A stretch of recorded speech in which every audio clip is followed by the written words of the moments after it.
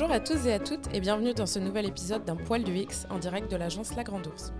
Aujourd'hui, nous allons parler du design conversationnel, un sujet qui est au cœur des discussions en ce moment, notamment depuis l'avènement de ChatGPT. Pour ce sujet, nous accueillons dans nos locaux Decimira Manolova, UX designer researcher senior en freelance. Passionnée par les nouvelles technologies et les interactions homme-machine, Decimira a plusieurs années d'expérience en tant qu'UX dans des secteurs diversifiés, mais aussi des expériences plus ciblées dans le design conversationnel et la création de bots, qu'elle a pu mettre en place au cours de plusieurs projets. Elle va donc nous présenter ce qu'est le design conversationnel et nous expliquer comment concevoir une bonne expérience conversationnelle. Bonjour Decimira, je te laisse tout d'abord te présenter. Bonjour Juliette, merci de cette brève présentation. Effectivement, je m'appelle Decimira. Je suis UX designer avec plusieurs années d'expérience maintenant. Et j'ai eu de la chance de travailler sur plusieurs projets intéressants, et notamment des bots, chat, voice, et des bots qui ont été déployés dans d'autres pays et d'autres continents que l'Europe. Et donc, c'était une expérience assez intéressante vu que les utilisations des utilisateurs sont différentes. Ok, très bien. Merci beaucoup pour cette présentation, Decimira. On va pouvoir commencer avec le sujet. Donc, première question, peux-tu nous expliquer ce qu'est le design conversationnel ? Alors, le design conversationnel, c'est le design d'une interface, et cette interface, c'est celle d'un bot. Donc, un peu comme dans les interfaces dites classiques, les interfaces des bots, ce sont des conversations entre la machine et l'humain. Et dans ce cas-là, cela veut dire que le designer va concevoir une conversation entre l'humain et la machine. Donc, le design conversationnel, c'est la conception des dialogues entre la machine et l'humain. Et plus ces dialogues sont naturels, plus l'expérience sera concluante. Alors, qu'est-ce qui est important dans cette conception ? C'est bien sûr d'appliquer les bonnes pratiques de l'expérience utilisateur et de tenir compte de quelques spécificités de ces interfaces qui sont celles des bots. J'aime bien raconter ces histoires parce que quand on conçoit, on ne tient pas compte, on ne se pose pas les questions, mais c'est intéressant de savoir qu'il y a eu un linguiste qui s'appelle Paul Grace et qui a beaucoup étudié les conversations entre les humains. Et il a établi des principes de conversation. Donc, ces principes de conversation, il a établi 4 maximes, qui sont le principe de qualité, de quantité, de pertinence et de manière. Alors, quand on parle entre les humains, évidemment, on tient pas compte, on ne se rend pas compte. Mais déjà, il arrive souvent qu'on ne se comprend pas quand on parle. Et donc, quand on conçoit des conversations avec la machine, il faut tenir un peu compte, je pense, de ces principes. Même si c'est un peu inconscient. Par exemple, si je demande à un bot quelle est la station d'essence la plus proche, et il me répond la station la plus proche est à 2 km de votre position. Ce ne sera pas la même chose s'il me dit la station la plus proche est à 2 km de votre position, mais elle est fermée en ce moment-là. Donc là, par exemple, cette réponse-là va satisfaire plus l'utilisateur parce qu'elle va lui donner une information précise du lieu, mais en plus de ça, elle va lui donner une information complémentaire qui va être concluante pour l'expérience avec le bot. Il y a par exemple la maxime de qualité qui est appliquée dans la réponse. Évidemment, quand on conçoit, on ne se pose pas tout le temps la question est-ce que j'ai bien appliqué telle ou telle maxime, mais plus les réponses du bot sont concluantes et satisfaisantes, il ne laisse pas l'utilisateur évidemment dans l'impasse, mieux le produit va être adapté après. Quelle expérience le bot va procurer en concevant ces conversations. Ok. C'est hyper intéressant. J'ai une question qui me vient. Quoi finalement un bot ? Je sais qu'il y a plusieurs termes. On a le terme chatbot, callbot, voicebot. Quelles sont les différences entre tous ces termes ? Est-ce que tu peux nous en dire un peu plus ? Alors, oui. Un bot, c'est une machine qui est programmée pour effectuer différentes tâches. Donc, c'est un petit robot, hein, c'est un programme, c'est un logiciel. Alors, voilà. Un chatbot, ou appelé aussi agent conversationnel, est un programme informatique capable de simuler des conversations avec un ou plusieurs humains, et donc par échange vocal ou textuel. Donc, les chatbots, ce sont donc des petits programmes, des programmes avec lesquels peut converser, mais en écrit. Les callbots, en général, ce sont des programmes qui sont intégrés dans les SAV téléphoniques, par exemple. Quand on appelle un standard, on peut tomber des fois sur des agents comme ça qui nous posent des questions et qui arrivent à reconnaître les réponses. Ils nous demandent quel est votre téléphone, il enregistre le téléphone et après, par exemple, le téléphone il est transcrit à un humain qui va pouvoir nous rappeler après. Voilà, et donc ils sont pas mal utilisés, ils marchent assez bien, les nouvelles générations des callbots. Ils reconnaissent bien certaines réponses. Les voice bots, ce sont pareil, ce sont des bots qui sont un peu plus compliqués que les chatbots parce qu'ils ont une brique supplémentaire que dans les chatbots. Par exemple, dans les voice bots, la conversation, l'interface, elle est invisible. L'interface, elle est la conversation entre la machine et l'humain, mais on n'a pas d'écrit, c'est juste la parole. Dans ce cas-là, dans la machine, il y a un système, il y a une brique dite le speech to text. Par exemple, cette partie-là de la machine, elle est capable d'entendre, de comprendre et de retranscrire le texte, la parole en texte et le transmettre après au cerveau du bot que lui, il va l'analyser et éventuellement répondre. Donc, dans cette partie de VoiceBot, on a le speech to text et aussi le NLU ou Natural Language Understanding. Ça, c'est le cerveau, c'est le dit cerveau des bots. Ok. Voilà.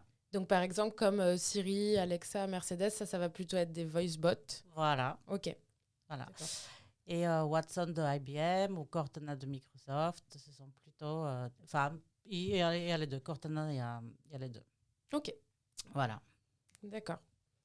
Très bien.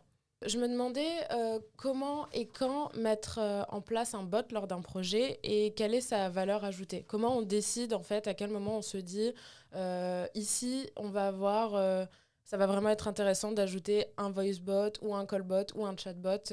Comment ça se passe? Alors, c'est une très bonne question. C'est une question auquel il faut, avant de déployer un bot, il faut se poser pas mal de questions. Il faut bien étudier le contexte. Il faut se poser la question quelle sera la valeur ajoutée du bot, tout en sachant qu'au début, il ne sera pas entraîné et probablement un peu déceptif pour les utilisateurs. Donc pour cela, nous, les designers, on doit s'appuyer sur la recherche utilisateur et analyser les besoins, le contexte et le comportement des utilisateurs. Et donc, c'est de cette recherche qui va découler la décision. Est-ce qu'on va mettre un bot ou pas? Par exemple, si c'est un bot pour soulager le service du SAV, ça peut être une très bonne idée. Ou bien, si c'est un bot pour raccourcir un parcours sur un site qui est très dense et les utilisateurs dépensent beaucoup de temps pour chercher une information, en posant des questions au bot, peut-être qu'il va trouver plus facilement pour eux. Après, vous allez me dire quelle est la différence avec un moteur de recherche. Eh bien, justement, il faut étudier les questions par rapport à un moteur de recherche, par exemple. Un bot peut être très, très intéressant aussi dans un espace client, parce que dans ce cas-là, la personnalisation d'un bot pourra être assez concluante et du coup, il peut répondre très précisément aux questions des utilisateurs et ça pourrait amener de satisfaction. Donc, on peut imaginer aussi des bots qui traitent des demandes récurrentes, qui sont, par exemple, quand les gens appellent pour les heures d'ouverture d'un magasin, s'ils ne le trouvent pas sur le site, ou autre chose. Mais en tout cas, il y a quelque chose qui est sûr, c'est qu'il faut commencer avec un cas d'usage très simple, qui sera basé évidemment sur les besoins des utilisateurs. et petit à petit rajouter de nouvelles intentions et tester l'appétence et l'utilisation. Ouais. Donc, ça peut être soit très utile pour les équipes, en fait, comme par exemple les bots du service après-vente, où eux, ça va permettre de soulager le service, ou alors vraiment utile pour l'utilisateur directement, en lui permettant, comme tu disais, de raccourcir un parcours. Donc, je ne sais pas si tu as des exemples de ce cas-là ou Oui, par exemple, chez Oui SNCF, le bot, quand on a lancé le bot, il traitait une demande qui était trouver des billets de TGV Max. Donc, il fallait, c'était un abonnement pour les jeunes. Et ça prenait beaucoup de temps pour trouver des trains qui étaient éligibles à cet abonnement. Du coup, avec le bot, c'était très facile et très rapide parce que le bot cherchait lui-même voilà, des, des trains et cette fonctionnalité-là n'existait pas dans le site. Donc, il était complémentaire. D'accord. Ok, donc par exemple, il pouvait lui demander, c'était des questions très précises, ça pouvait être très général et aussi très précis. Et voilà, on a commencé avec un cas d'usage très précis. Okay. Aujourd'hui, je pense que ce bot-là, il est assez puissant, il est entraîné et il peut répondre à pas mal de questions et surtout chercher des trains avec des prix différents. Voilà, mais par exemple, je pense sur un bot dans une banque, par exemple, si on lui dit dis-moi quel est mon solde, et il peut répondre tu as 200 € qui te restent, mais attention, si tu continues à dépenser avec le même rythme, tu seras découvert à la fin du mois. Et donc, ce sera donc une valeur ajoutée. Ok, oui, c'est super intéressant. En effet, c'est une autre manière d'aborder des fonctionnalités qu'on ne pourrait pas forcément intégrer dans une interface autrement, finalement. Tout à fait, on pourrait peut-être les intégrer, mais peut-être que ce sera un peu plus difficile et plus coûteux pour l'utilisateur d'aller les chercher et l'utiliser. Voilà, c'est ça l'intérêt d'un bot. D'accord, ok. Donc, c'est très intéressant. Donc, je pense que plutôt un bot doit être plus rapide que les interfaces, enfin que la recherche ou l'utilisation d'une interface. Donc là, il a une valeur. Donner des réponses à des questions fréquemment posées pour lesquelles les utilisateurs appellent les SAV. Ça peut être très intéressant et très valorisant et un atout pour l'adoption des bots, la personnalisation. Voilà, comme je disais tout à l'heure, dans un espace client, par exemple. Comme il peut y avoir toutes les données de l'utilisateur et donner les réponses satisfaisantes. Par exemple, moi, j'ai travaillé sur une bot qui était dans un espace client et il y avait plusieurs questions sur les factures. Quand les gens ne comprenaient pas à quoi correspondait telle ou telle chose dans la facture, et ils pouvaient donner des réponses parce qu'il était connecté avec différentes API. Voilà. D'accord, ok. Donc il y a plein de cas d'usage finalement et plein de valeurs ajoutées différentes aussi pour les équipes ou pour les utilisateurs. Oui. Ok. Quelle est la méthodologie pour mettre en place les bots ? Est-ce qu'il y a des différences avec l'UX design ? Puisque tu parlais par exemple de recherche, donc ça c'est commun à la méthodologie UX. Est-ce qu'il y a des différences ? Comment ça se passe ? Alors, dans les deux cas, donc, la méthodologie, elle reste la même. Hein, c'est la méthodologie, c'est l'approche centrée utilisateur qui est la base. Mais il faut tenir compte de la technologie qui est derrière les bots et qui est un petit peu différente. Et comme je disais tout à l'heure, par exemple, dans les chatbots, l'interface, elle est toute petite. Elle est encore plus petite que dans les applications. Donc, il y a des bonnes pratiques. Dans les chatbots, comme je disais tout à l'heure, et dans les voicebots, il y a la technologie du Natural Language Process ou Natural Language Understanding, qui est le cerveau du bot quand il y a de l'intelligence artificielle et qui va entraîner petit à petit. Donc, c'est un cerveau qui va être comme un cerveau d'un petit enfant au début, et plus l'enfant va grandir, plus il va avoir des connaissances. Et il y a des bots aussi qui sont pas faites avec une intelligence dedans, mais qui ont une arbre de décision Dans les callbots, il y en a pas mal aussi.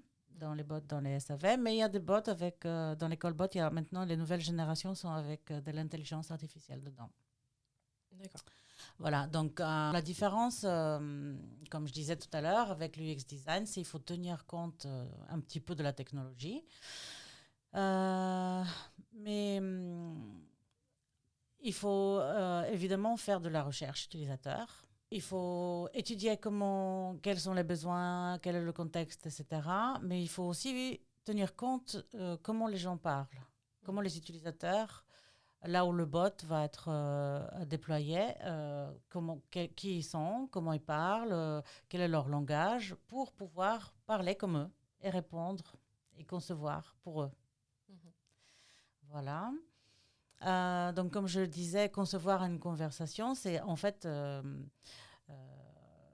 dans les bots, on conçoit les réponses d'un bot. Aujourd'hui, les bots sur lesquels moi j'ai travaillé en tout cas, ne sont pas comme ChatGPT. Donc, nous, on concevait les réponses. Et le bot était entraîné à comprendre les questions des utilisateurs.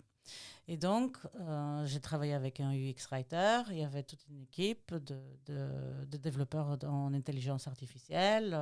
Voilà. Et aussi, il y avait un nouveau métier, ingénieur cognitif, je crois que ça s'appelait, qui était une personne qui lisait les conversations pour pouvoir déceler des mots ou des ensembles de mots pour nourrir le bot, le cerveau. Pour lui dire tel et tel ensemble de mots, ils vont y aller dans telle catégorie. Et il faut que le bot, quand on lui demande quelle est ma dernière facture, qu'il comprenne de quoi s'agit-il. Voilà, par exemple. Donc voilà. Et puis, concernant la conception aussi, il y a des bonnes pratiques, comme je disais tout à l'heure. Les grands, Google et Amazon, ils avaient établi des guidelines.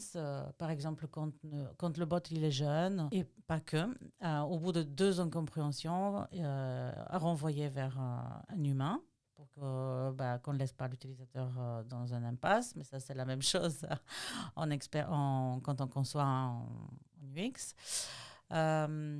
Quand le bot est jeune, on recommande même que ce soit au bout de 1 incompréhension. Comme ça, il y a moins de déception et en même temps, on pourra nourrir le bot plus vite, plus rapidement.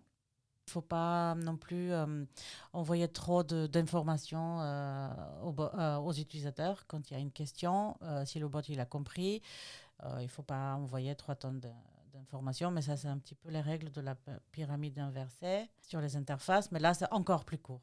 Il faut 1 ou 2 bulles, pas plus. D'accord. Voilà. Ok, très bien.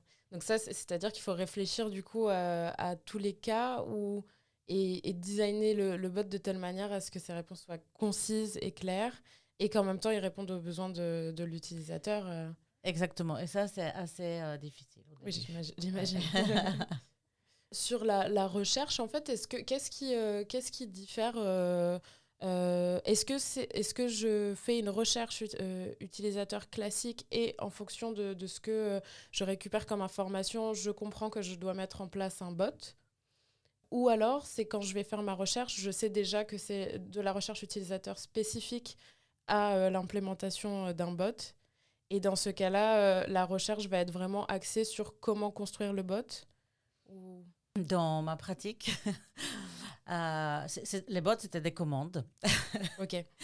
Et comme chaque commande, on la prend avec des pincettes et on commence à l'étudier bien pour savoir, pour challenger un peu et voir qu'est-ce qui se passe. Alors, donc on peut faire de la recherche classique, ça m'est arrivé. Par exemple, dans la conception d'un bot qui était dans un espace client, je suis allée observer des conseillers qui répondaient aux clients. Donc, pour voir comment elles font, comment elles traitent la demande, est-ce que les gens attendent quand ils appellent, etc., etc. Et après, on a étudié toutes les conversations par chat entre un conseiller et les utilisateurs pendant toute une année. Donc ça, c'était une très grande data pour pouvoir voir quels sont les sujets qui sortent le plus souvent et auxquels on pourrait éventuellement entraîner le bot tout au début pour qu'il soit utile à la marque et aussi aux utilisateurs. On peut aussi, il m'est arrivé aussi de faire de la recherche sur des conversations pour voir comment les phrases sont tournées dans les mails ou sur Facebook, sur les réseaux sociaux. Ok. Voilà. Oui, donc c'est super intéressant. C'est vraiment... donc toi, tu as fait de la recherche. Tu savais déjà que tu devais concevoir un bot. Et du coup, tu as fait énormément de recherches sur les besoins des utilisateurs et aussi de la recherche sur comment entraîner le bot finalement sur... Alors oui, c'était un peu imbriqué, c'était un peu toute l'équipe qui se mettait à entraîner le bot parce que c'est quand même beaucoup de travail. Mais j'ai travaillé avec des linguistes les linguistes, eux, ils nourrissaient le cerveau. Okay. C'est eux qui faisaient on appelle ça la clusterisation. Quel mot va dans quel groupe de mots, quel est le mot qui va déterminer les groupes de mots et donc on va comprendre qu'il s'agit de factures. D'accord. Okay. Par exemple. Et tu disais tout à l'heure que tu avais travaillé sur des produits qui pouvaient être utilisés à l'international. Oui. Du coup, comment on fait dans ces cas-là pour répondre à toutes les langues ? Enfin, j'imagine que du coup, il y a des linguistes en fonction des pays et des langues. Mais est-ce qu'il y a même sur la manière dont le cerveau du bot, est-ce qu'il va y avoir des différences entre les pays et les langues ou pas ? Alors, moi, j'ai travaillé carrément sur le continent africain, où les usages ne sont pas les mêmes qu'en Europe, du téléphone tout court. Et donc, il y avait des études ethnologiques qui ont été faites, qui étaient très intéressantes. Et j'ai beaucoup lu, en fait. Parce qu'en Afrique, les gens, ils utilisent les téléphones, ils font tout avec les téléphones, ils travaillent avec les téléphones, et surtout avec WhatsApp. Et Facebook, il est différent pour l'Afrique que pour l'Europe. C'est pas la même chose. Il est beaucoup plus light, etc. Donc pareil, c'était super intéressant. Il fallait que ce soit encore plus court et ce bot-là, il était dans WhatsApp. Tu as d'autres bonnes pratiques à partager sur les bots, sur comment construire un bot et comment il doit fonctionner ? Oui, les bonnes pratiques, c'est il faut qu'il se présente, il faut qu'il dise ce qu'il peut faire, quel est son périmètre. Même si les gens, quand c'est un chatbot, ils ne lisent pas trop ou ils ne tiennent pas trop compte. Mais ça, on le sait. De toute façon, les gens ne lisent pas sur les interfaces. Donc, il faut qu'il se présente. Il faut qu'il soit concis. Il faut qu'il soit friendly. Quand il ne sait pas répondre, il faut le dire.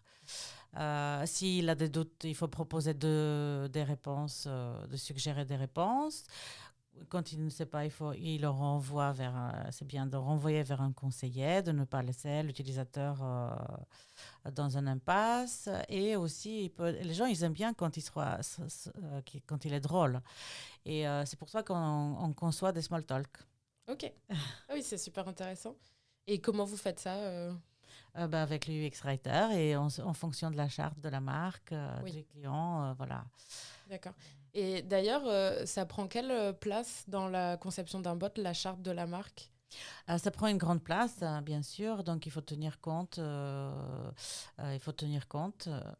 Mais aussi, il faut tenir compte du public. Est-ce que c'est un public jeune, moins jeune, sérieux, pas sérieux ? Est-ce que tutoiement, vouvoiement ? Donc, en fait, on construit une personnalité du bot, la personnalité du bot. Okay. Qui doit correspondre aussi et répondre aux exigences de la marque. Oui, et ça doit être intéressant parce que j'imagine que, peut-être que je me trompe, mais qu'une marque ne sait pas forcément comment traduire leur identité sur la personnalité d'un bot ou... Non, on travaille aussi souvent avec la com. Okay. On renvoie des propositions de vouvoiement, de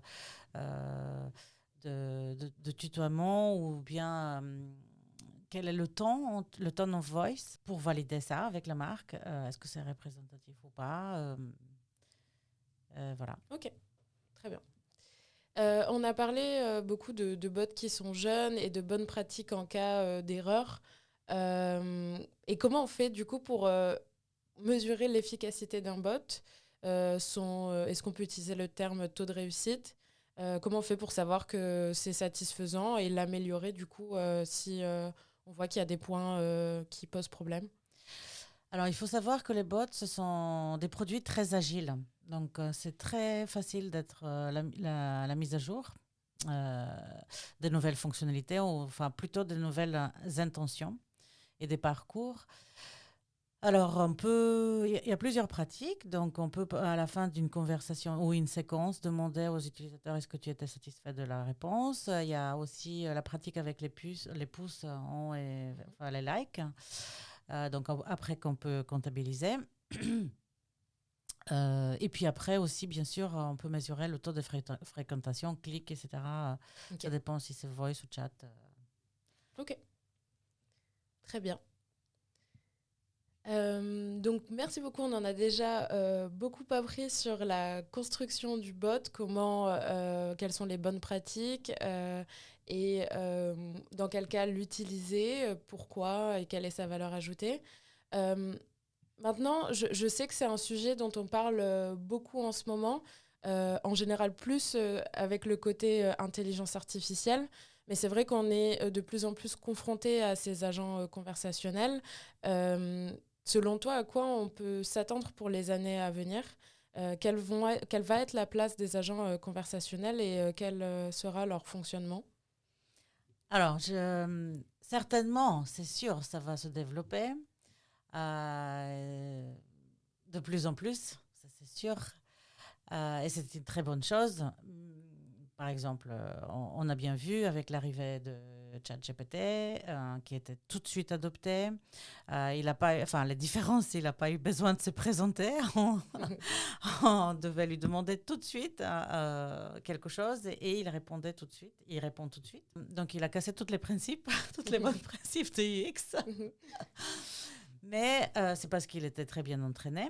Non, le point de vigilance, ça c'est une très bonne chose. Par exemple, les voice bots, quand on peut les utiliser sans les mains, dans la voiture, quand ils sont bien entraînés, vous imaginez la valeur ajoutée que ça pourrait avoir. Voilà. Mais voilà, il y a toujours un mais. Le point où on doit y aller vraiment avec prudence, c'est l'éthique. Donc, jusqu'à où, quelle est l'éthique dans tout cela? Quelles sont les règles que nous devons mettre? Bon, on en parle beaucoup en ce moment sur le chat GPT. Il a été arrêté en Italie. Il y a une pétition qui a été signée même par Elon Musk et des grosses pointures de l'intelligence artificielle.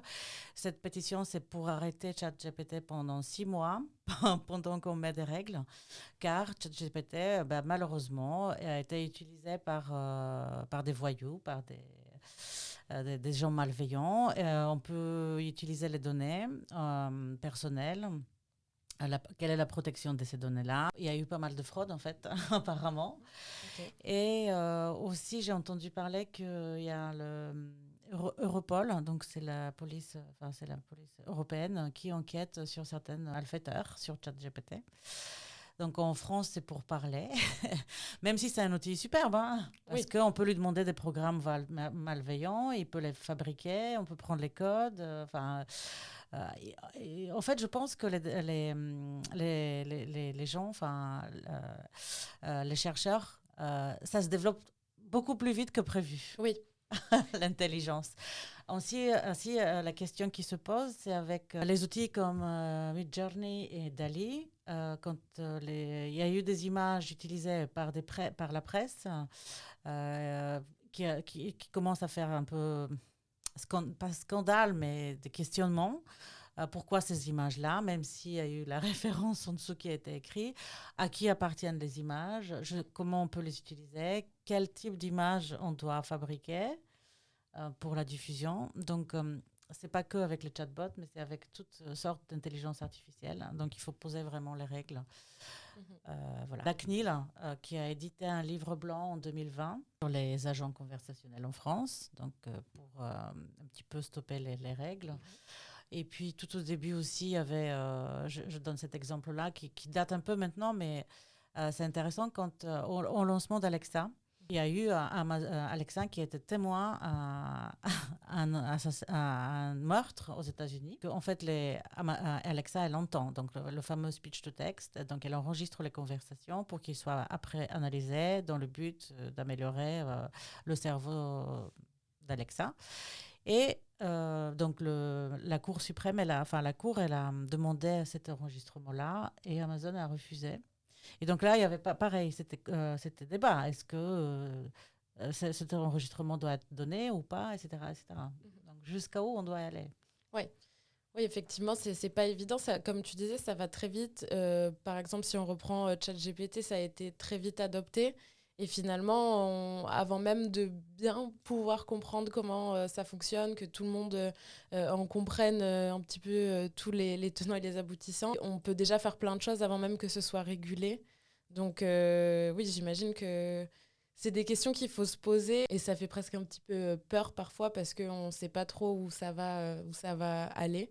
Donc je ne sais pas toi ce que tu en penses par exemple du fait de stopper pendant quelques mois. De stopper pendant quelques mois et de mettre des règles, je pense, ou un minimum des règles, ou stopper les données.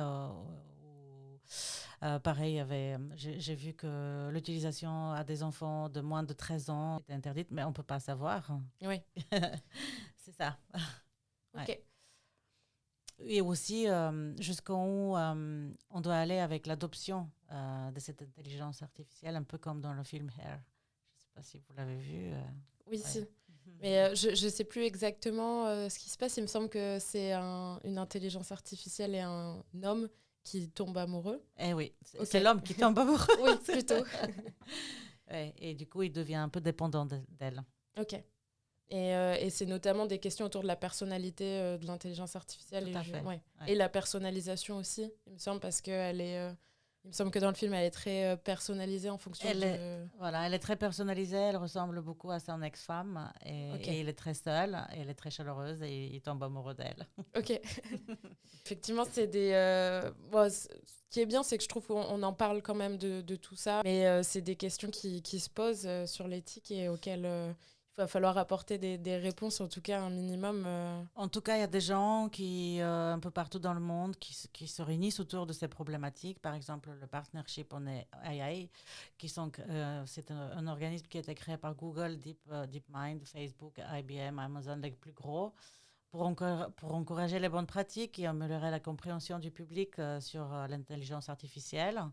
Donc, en France, on a le CNIL, et donc je pense, j'ai bon espoir.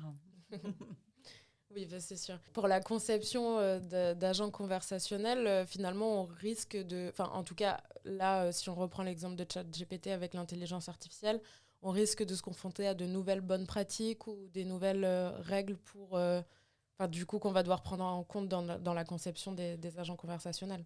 Alors, j'ai demandé au chat GPT qui écrit ses réponses, et il m'a répondu que c'est lui-même, c'est son intelligence.